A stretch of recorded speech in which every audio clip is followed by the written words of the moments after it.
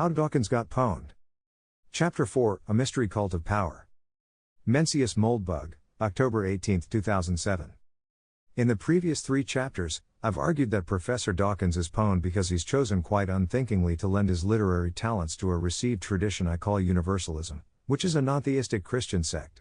Some other current labels for this same tradition, more or less synonymous, are progressivism, multiculturalism, liberalism, humanism, leftism, political correctness, and the like.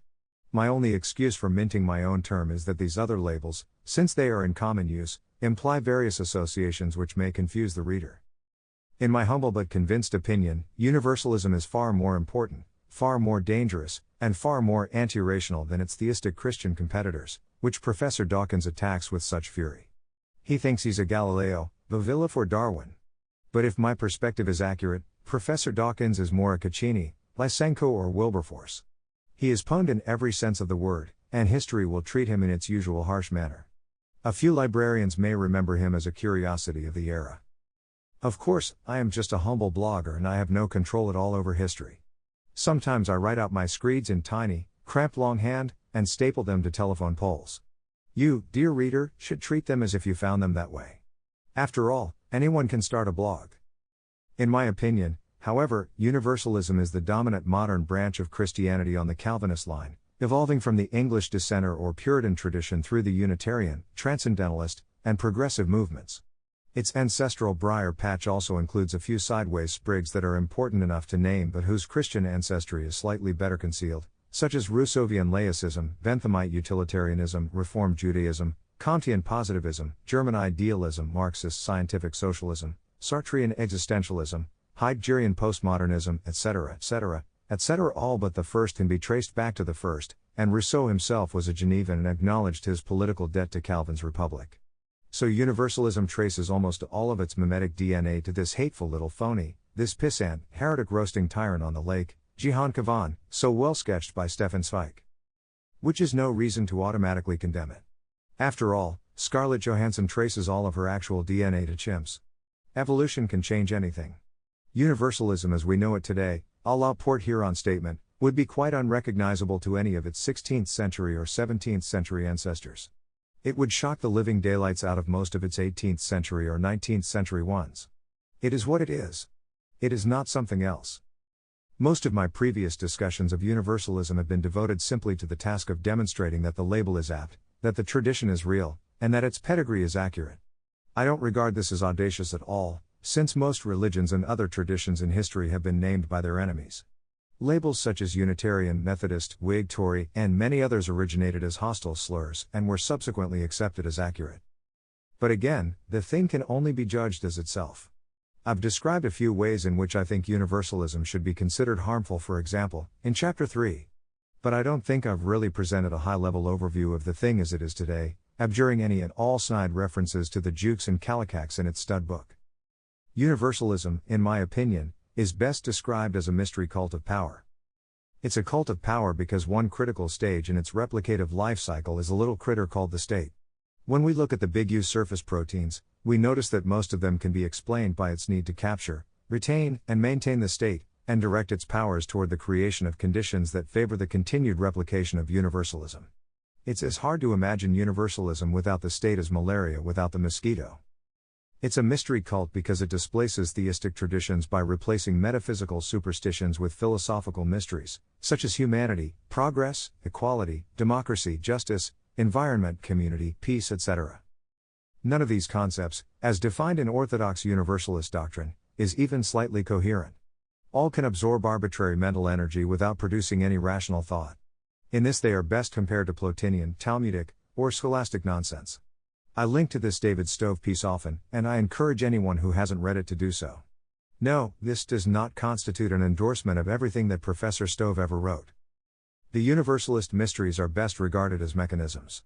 When we apply our neo-hominid intuitions to a successful adaptive system such as universalism, we should think of its goal as replicative success. Of course, a tradition is not a person, just as a meme is not a gene, and it no more has goals than a meme has Mendelian inheritance.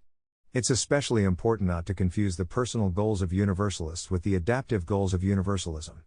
But with these caveats, we can use this analogy to deploy our mirror neurons in our own defense. For universalism, as for any other tradition, the adaptive purpose of a mystery is to confuse its host. Lacking a clear perception of reality, the infected host behaves in ways that an uninfected host would not.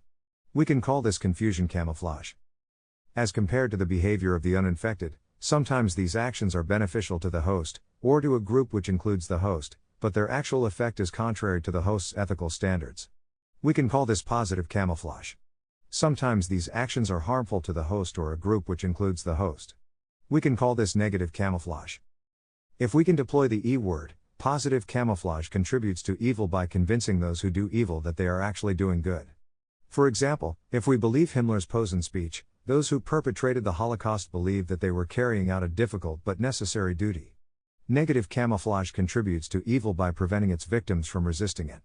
While we're on Nazis, the great example is the Oxford Union Peace Resolution.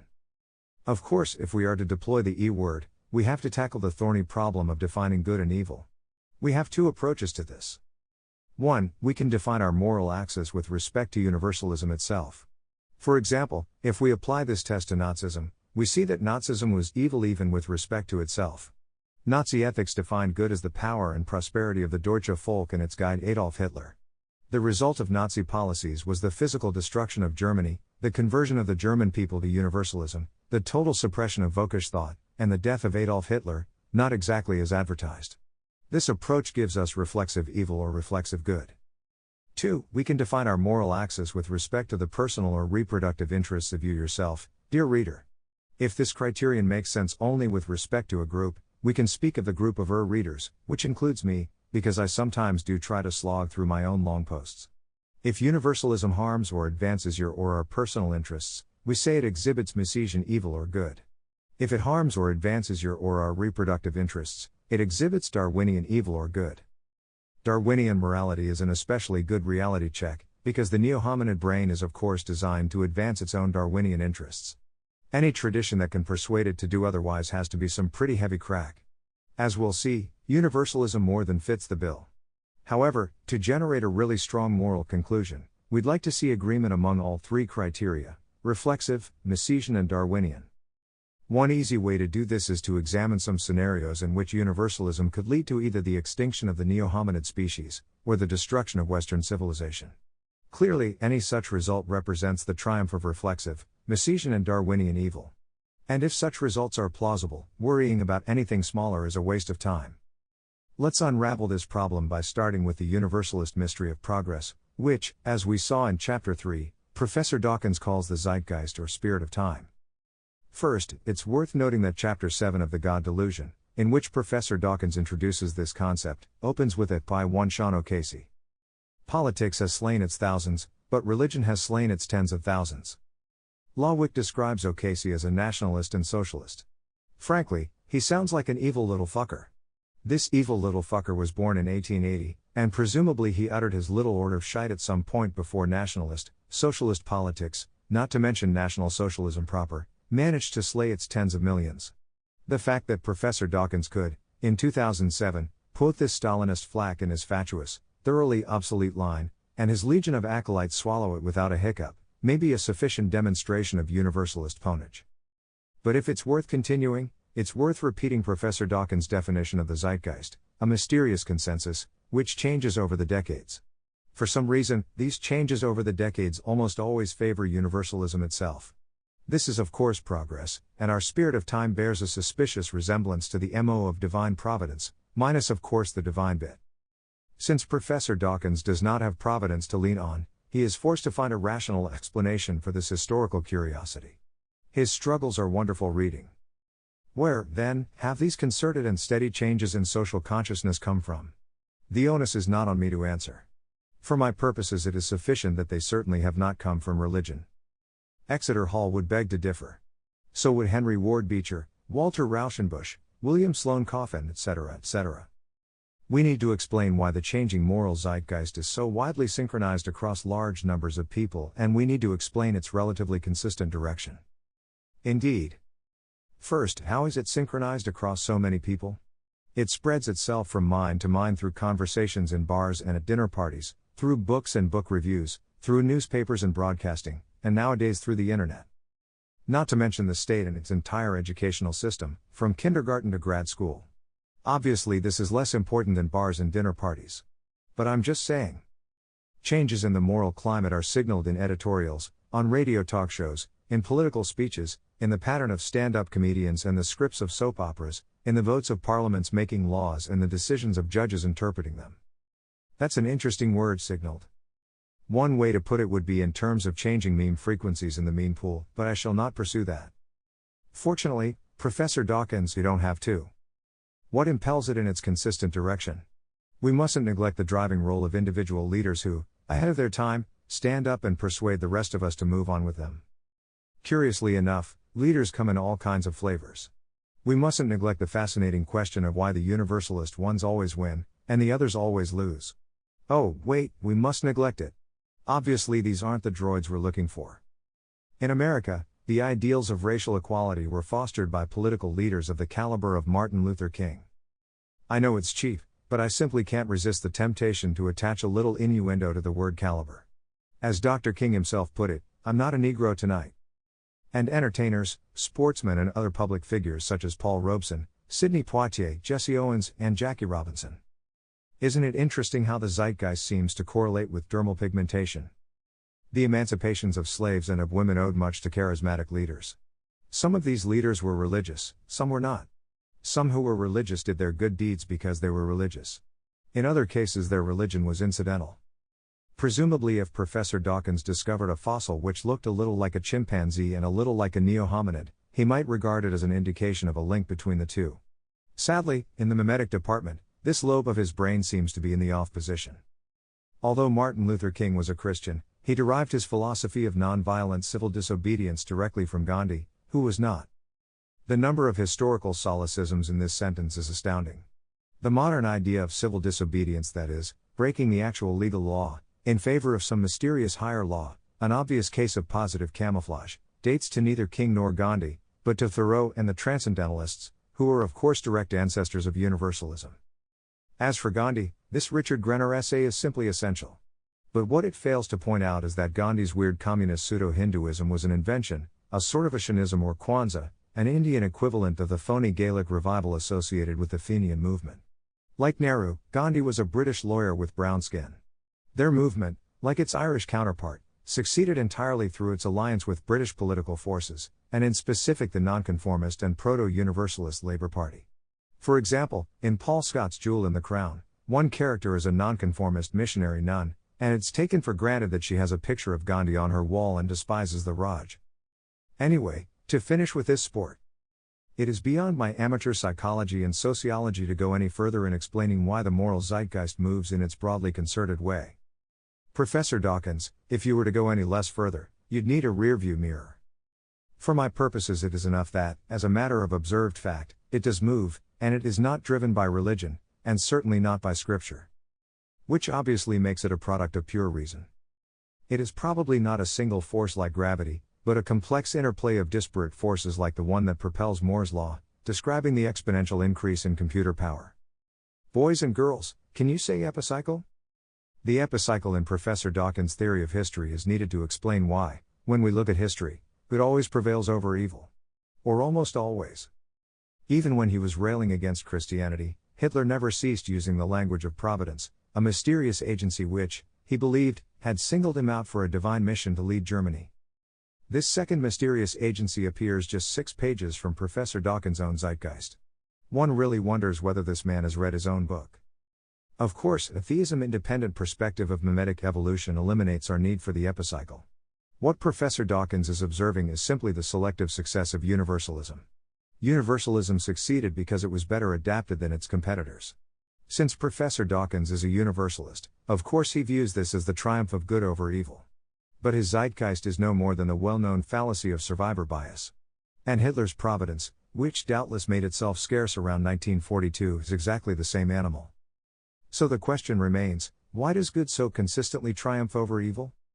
If we exclude supernatural forces which cause the good side to win elections, battles and wars, we are left with no explanation at all of this strange phenomenon, so reminiscent of Tom Stoppard's Rosencrantz and Guildenstern are dead.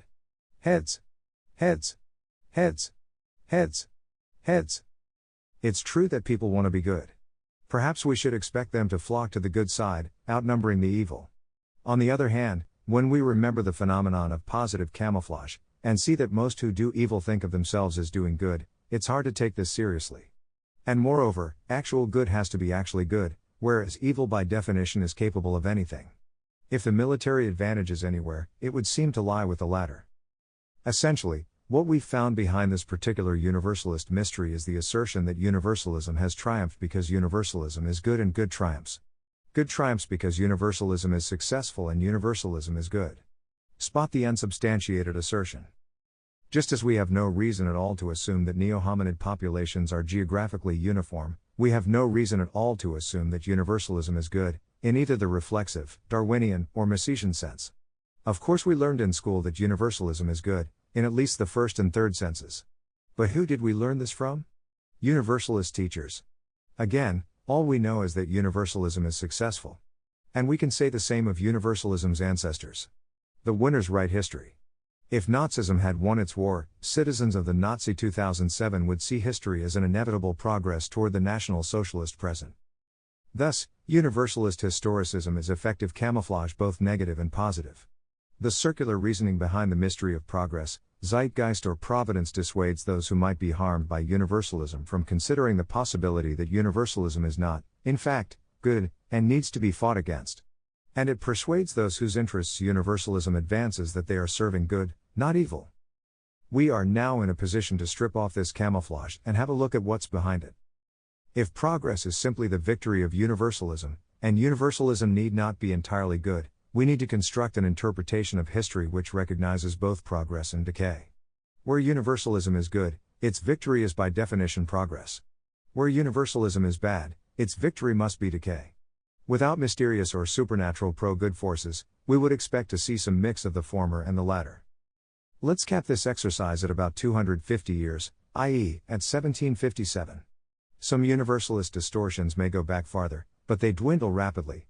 Before this period it is usually hard, when reading a typical universalist history, to tell which side is supposed to be righteous and which wrongous. Once we get to the American and French revolutions, we are left in no doubt. It is very difficult for a modern American to construct the history of the last 250 years as a history of decay. Decay is especially concealed by the obvious history of technical and scientific progress. While this has no reason at all to correlate with political or cultural progress, the two are certainly not hard to confuse. However, one way to look at the question is to look at the traditional opposite of the word progressive, that is, reactionary. Howard Zinn, for example, has given us a progressive interpretation of history.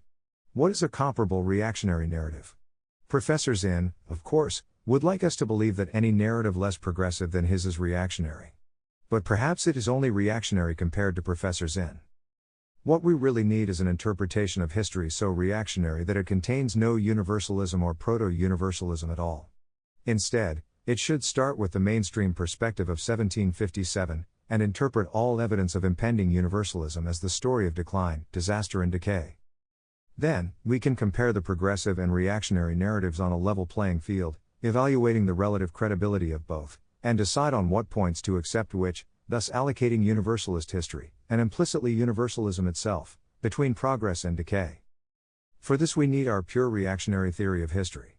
Needless to say, this is a very specialized product. It is not sold in any stores. It is not even found in a single volume. Nonetheless, the internet is of great assistance in assembling the product. If I had to pick 10 books from which to construct a reactionary theory of modern history, I would pick the following, in order of composition, which makes a good reading order. I've included links to online editions where available. All of these are, in my opinion, absolute classics and should be read by anyone even remotely interested in history. A question for readers: can anyone recommend a good reactionary history of the American Revolution? Or should I say, rebellion? For some reason, I haven't bumped into any Tory treatments which live up to the above standard. Let me also mention James Stephen's Liberty, Equality, Fraternity, a wonderful book which is a little too close to the main to make this list, and also suffers from the disability that I have not yet read all of it. However, just to show that there is nothing new under the sun, here is how Stephen's classic opens. The object of this work is to examine the doctrines which are rather hinted at than expressed by the phrase liberty, equality, fraternity. This phrase has been the motto of more than one republic. It is indeed something more than a motto. It is the creed of a religion, less definite than any one of the forms of Christianity, which are in part its rivals, in part its antagonists, and in part its associates, but not on that account the less powerful. It is, on the contrary, one of the most penetrating influences of the day. It shows itself now and then in definite forms, of which positivism is the one best known to our generation, but its special manifestations give no adequate measure of its depth or width. It penetrates other creeds. It has often transformed Christianity into a system of optimism, which has in some cases retained and in others rejected Christian phraseology. It deeply influences politics and legislation. It has its solemn festivals, its sober adherents, its enthusiasts, its Anabaptists and antinomians. The religion of humanity is perhaps as good a name as could be found for it, if the expression is used in a wider sense than the narrow and technical one associated with it by Pwned.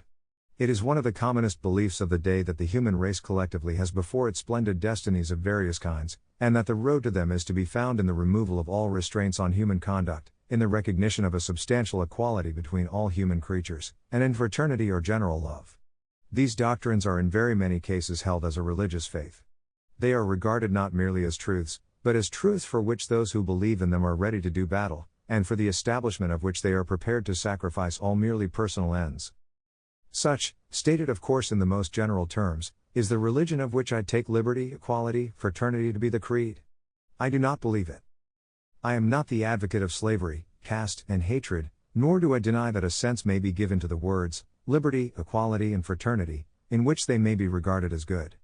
I wish to assert with respect to them two propositions. First, that in the present day even those who use those words most rationally, that is to say, as the names of elements of social life which, like others, have their advantages and disadvantages according to time, place, and circumstance, have a great disposition to exaggerate their advantages and to deny the existence, or at any rate to underrate the importance, of their disadvantages. Next, that whatever signification be attached to them, these words are ill adapted to be the creed of a religion, that the things which they denote are not ends in themselves, and that when used collectively the words do not typify, however vaguely, any state of society which a reasonable man ought to regard with enthusiasm or self-devotion. Compare to Maine's brilliant reactionary blast. It has always been my desire and hope to apply the historical method to the political institutions of men. But, here again, the inquiry into the history of these institutions, and the attempt to estimate their true value by the results of such an inquiry, are seriously embarrassed by a mass of ideas and beliefs which have grown up in our day on the subject of one particular form of government, that extreme form of popular government which is called democracy. A portion of the notions which prevail in Europe concerning popular government are derived, and these are worthy of all respect, from observation of its practical working. A larger portion merely reproduce technical rules of the British or American constitutions in an altered or disguised form, but a multitude of ideas on this subject, ideas which are steadily absorbing or displacing all others, appear to me, like the theories of jurisprudence of which I have spoken, to have been conceived a priori. They are, in fact, another set of deductions from the assumption of a state of nature. Their true source has never been forgotten on the continent of Europe, where they are well known to have sprung from the teaching of Jean-Jacques Rousseau, who believed that men emerged from the primitive natural condition by a process which made every form of government, except democracy, illegitimate. In this country they are not often explicitly, or even consciously, referred to their real origin, which is, nevertheless, constantly betrayed by the language in which they are expressed. Democracy is commonly described as having an inherent superiority over every other form of government. It is supposed to advance with an irresistible and preordained movement. It is thought to be full of the promise of blessings to mankind, yet if it fails to bring with it these blessings, or even proves to be prolific of the heaviest calamities, it is not held to deserve condemnation. These are the familiar marks of a theory which claims to be independent of experience and observation on the plea that it bears the credentials of a golden age, non-historical and unverifiable. Let me quickly explain my reactionary theory of history, which comes from reading weird old forgotten books such as the above. Note that this theory is quite simple. Depending on your inclinations, you may regard this as a good thing or a bad thing. In order to get to the reactionary theory of history, we need a reactionary theory of government. History, again, is interpretation, and interpretation requires theory. I've described this theory before under the name of Neocameralism, but on a blog it never hurts to be a little repetitive. First, government is not a mystical or mysterious institution. A government is simply a group of people working together for a common aim, i.e., a corporation. Whether a government is good or bad is not determined by who its employees are or how they are selected. It is determined by whether the actions of the government are good or bad. Second, the only fundamental difference between a government and a private corporation is that the former is sovereign, it has no higher authority to which it can appeal to protect its property. A sovereign corporation owns its territory, and maintains that ownership by demonstrating unchallenged control. It is stable if no other party, internal or external, has any incentive to attack it. Especially in the nuclear age, it is not difficult to deter prospective attackers. Third, a good government is a well-managed sovereign corporation. Good government is efficient management. Efficient management is profitable management. A profitable government has no incentive to break its promises, abuse its citizens, whore its capital, or attack its neighbors. Fourth, efficient management can be implemented by the same techniques in sovereign corporations as in non-sovereign ones. The company's profit is distributed equally to holders of negotiable shares. The shareholders elect a board, which selects a CEO. Fifth, although the full Neocameralist approach has never been tried, its closest historical equivalents to this approach are the 18th century tradition of enlightened absolutism as represented by Frederick the Great, and the 21st century non-democratic tradition as seen in lost fragments of the British Empire such as Hong Kong, Singapore, and Dubai. These states appear to provide a very high quality of service to their citizens, with no meaningful democracy at all. They have minimal crime and high levels of personal and economic freedom. They tend to be quite prosperous. They are weak only in political freedom, and political freedom is unimportant by definition when government is stable and effective. Sixth, the comparative success of the American and European post-war systems appears to be due to their abandonment of democratic politics as a practical mechanism of government, in favor of a civil service Beamtenstaat in which democratic politicians are increasingly symbolic. The post-communist civil service states, China and Russia, appear to be converging on the same system, although their stability is ensured primarily by direct military authority, rather than by a system of managed public opinion. Seventh, the post-democratic civil service state, while not utterly disastrous, is not the end of history. It has two problems.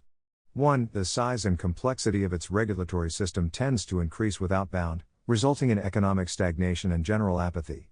2. More critically, it can neither abolish democratic politics formally, nor defend itself against changes in information flow that may destabilize public opinion. Notably, the rise of the Internet disrupts the feedback loop between public education and political power, allowing non-canonical ideas to flourish. If these ideas are both rationally compelling and politically delegitimating, the state is threatened. Eighth, therefore, productive political efforts should focus on peacefully terminating, restructuring and decentralizing the 20th century civil service state along neocameralist lines. The ideal result is a planet of thousands, even tens of thousands, of independent city-states, each managed for profit by its shareholders. Note that this perspective has nothing at all in common with the universalist theory of government. Note also the simplicity of the transition that it suggests should have happened, from monarchy as a family business to a modern corporate structure with separate board and CEO, eliminating the vagaries of the hereditary principle. Now let's look, from this reactionary perspective, at what actually did happen. First, in America and Europe from the late 18th through the middle of the 19th century, we see a series of violent changes in power, in which states were overthrown and territories captured by disorganized mobs of their own residents, sometimes in cahoots with the army. These were called revolutions. They were almost entirely destructive phenomena, with no major point to recommend them. There is no revolution in this period which had benign results. The French revolutions of 1789 and 1830, for example, can be blamed entirely on irresolute monarchs without the courage, dexterity or both to use the military against the mob. Moreover, even when states did not capitulate totally to revolutionary mobs, they often surrendered partially, as for example in the Reform Bill of 1832. This led to a progressive acceleration of democracy, and its inevitable accomplice, paramilitary violence. The U.S., for example, in the height of its democratic period from 1828 to 1932, was almost never without violent elections or political gangs. Democratic government before the civil service era was also corrupt on an almost indescribable scale. Democracy, and democratic ideologies and religions, had become power cults which attracted and selected for the ambitious and unscrupulous. Numerous corrupt systems which could command voting blocks sprung up, from urban ward heeler machines to yellow journalist newspapers. Deceiving the voting population was job one for these political engineers, and public opinion on all political subjects, government, law, economics, and war, began to diverge significantly from reality. This situation culminated in the First Great Total War of the Democratic Era, The War of Secession between Union and Confederacy.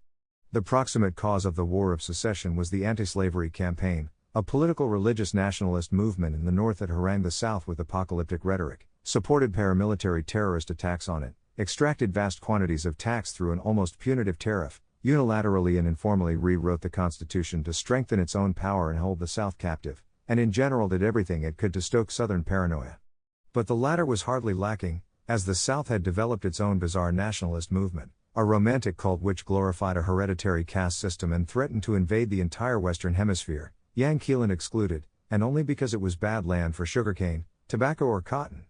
Neither of these competing nationalisms was conceivable in the 19th century, and both are most parsimoniously ascribed to the effect of 80 years of democracy on the mass mind. The War of Secession was a war of mass destruction in which all previously known laws of war were violated, generally by the North with its revived Puritan cult of righteousness.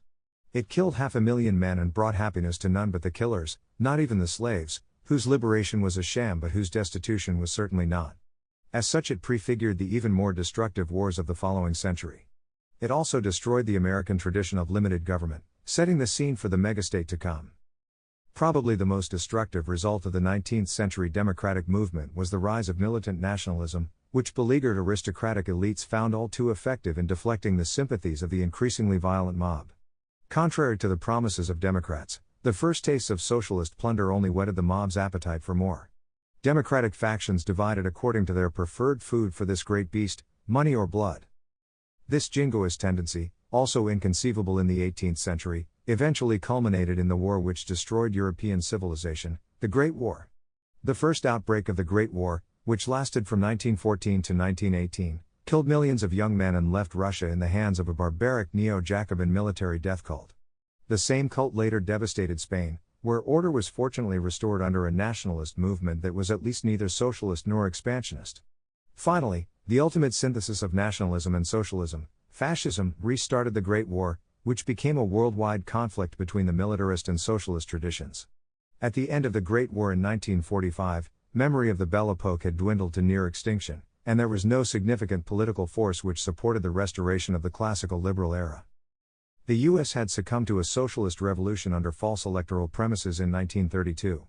This was primarily the result of a financial panic, which was caused by unscrupulous dilution of the currency in the boom of the 1920s, through the new Federal Reserve System. After the first phase of the Great War, the gold standard, which was never entirely stable under the Anglo-American fractional reserve system, had been restored in a broken form, the gold exchange standard, which was more tolerant of dilution through state-guaranteed maturity mismatched lending, but not tolerant enough. The collapse of this system allowed inflationist economists to claim that capitalism itself had failed, not unlike the famous orphan who requested clemency for the murder of his parents. This brought on a socialist revolution, the New Deal, in which the federal government and the progressive civil service machine claimed unlimited legislative power to deal with the emergency it had created for itself. It has never relinquished this power, nor can it ever be expected to. It has never restored a metallic currency, nor can it ever be expected to. Its civil service and judiciary are entirely insulated from democracy. Its legislative body, which remains bicameral for reasons now only historical, has an incumbent re-election rate in the high 90s. Its two political parties, which are no longer meaningful organizations and are now mere labels, are identical on virtually all substantive domestic policy issues. Most of their efforts are put into fighting proxy wars against each other, often involving American soldiers, on distant parts of the globe which have no relevance at all to domestic security. The federal government consumes 30% of GDP, and the U.S. borrows 6% of GDP from abroad every year just to stay afloat. Crime is rampant, with many parts of many major cities effectively uninhabitable by any civilized person, and a substantial criminal class. Some cities, such as Detroit, have been entirely cleansed of their white population and in some places are even reverting to prairie, but very dangerous prairie.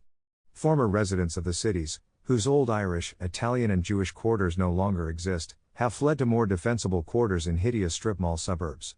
Encouraged by both parties, which jockey for their votes, uneducated peasants from Latin America are flooding in unknown numbers across its uncontrolled borders. Fortunately, so far this new generation of immigrants has seen little of the joys of the criminal lifestyle, but this seems to change quickly for their children. In short, the U.S. is rapidly becoming a third world country, not unlike present-day Brazil. The only mercy is that its respite from democracy has lasted. After the Great War, the socialist powers fell out, as gangs often do. The first split was the US-Soviet split, in which the latter turned out to be more interested in territory and power than in a position as a US satellite. In the resulting Cold War, these two powers dismembered the remnants of European law and order in the Third World, in the worst scramble for colonial supremacy the world had yet seen. Any pretext of bringing good government to uncivilized peoples was forgotten, and any nationalist thug, preferably as socialist as possible, was a satisfactory client for either side. Most of the non-European world, including even formerly civilized countries such as China, reverted to the rule of National Socialist warlords who competed for American and Soviet favor. Some, such as Yugoslavia and China, split from both factions and courted the aid of both. Perhaps 100 million people around the world were murdered in this liberation, which is still revered as such worldwide. The supposedly independent countries of the Third World are still dependent on aid from the US and its European satellites. There is only one independent Third World country in the world, Somaliland.